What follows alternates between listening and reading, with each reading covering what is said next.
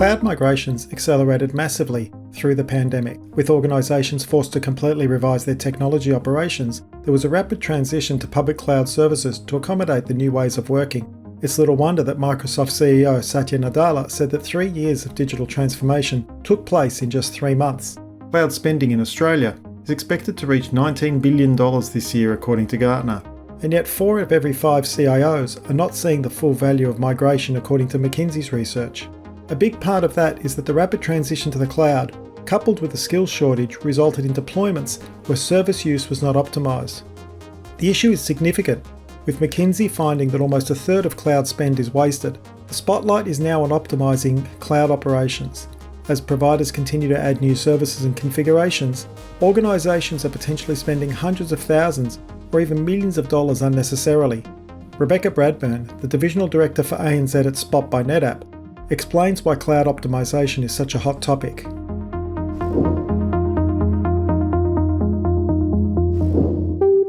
The ever-increasing cloud costs are definitely hitting board level at the moment. That discussion is absolutely happening, and it is taking priority amongst the C-levels within businesses. So companies are having to take a step back and say, how did we get here? The need to deliver rapid digital transformation has created rapid change, but organisations are looking to optimise operations now, and this has given rise to FinOps. But what is FinOps? It's an organizational framework or cultural shift, and it brings together finance, technology, and business to tackle that challenge with regards to the ever-growing cloud costs. It's an absolutely critical area in an organization because it allows a team of people to be able to focus specifically on those areas of wastage, to understand where it is that they are spending in their business so they can identify it and they can look at ways to make their organization more efficient. So how do you articulate the challenge of cloud cost optimization in a way that business leaders understand the impact to their innovation projects? Business leaders have their own priorities, but there's a heavy reliance on DevOps and IT teams to deliver the services that they require to meet their goals. One of the misconceptions around cloud services is that consumption-based spending, or pay-as-you-go, was going to deliver cost savings, but many CIOs are finding that cloud costs are higher than expected and that pay-as-you-go has not brought the expected benefits. There was this notion that moving to public cloud was going to be more cost effective for organizations, but that pay-as-you-go model absolutely hasn't necessarily delivered cloud cost efficiency. And why is that? I mean, if you look at it, again, it's back to this whole rapid lift and shift of those workloads that were brought into public cloud, potentially not necessarily suitable to run on public cloud efficiently. And so you have organizations that are spinning up resources to service those applications, and they're running 24/7 at the most expensive commercial pricing available from those hyperscalers. Part of the challenge is that cloud services are not set and forget. Steve Parsonage, the CEO and co-founder of Canary IT, explains. Technology advances very quickly, and particularly in the cloud, and the hyperscalers are releasing new workloads, new system configurations, and making them available all of the time. And some of those come in at better cost points. So if you lift and shift and leave your workloads running there in a set and forget manner, you won't be optimising those workloads. To optimise those workloads, it takes time and effort as well. And in the environments where we have constrained resources, DevOps and CloudOps teams need tools to assist them in automating that optimization process. The introduction of FinOps and other optimization technologies and techniques that leverage artificial intelligence and machine learning can ensure that services delivered through public cloud services use the lowest cost services without compromising business outcomes.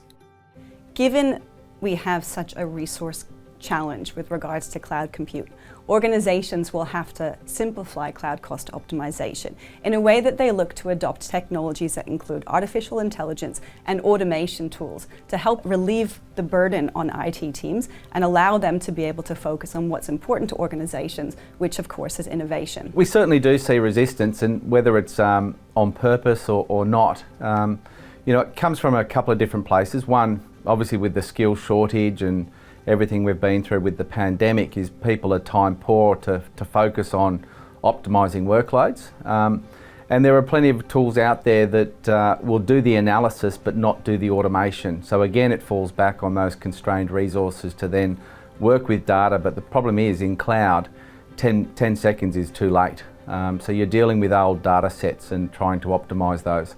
The second reason is they believe they're already fully optimised. You know, we've had clients that have deployed the Spot solutions where they've actually engaged third parties to go through the manual analysis, including the cloud vendors themselves, and tick them off as fully optimised. And in one of those instances, we saw another $500,000 worth of savings within the first 12 months.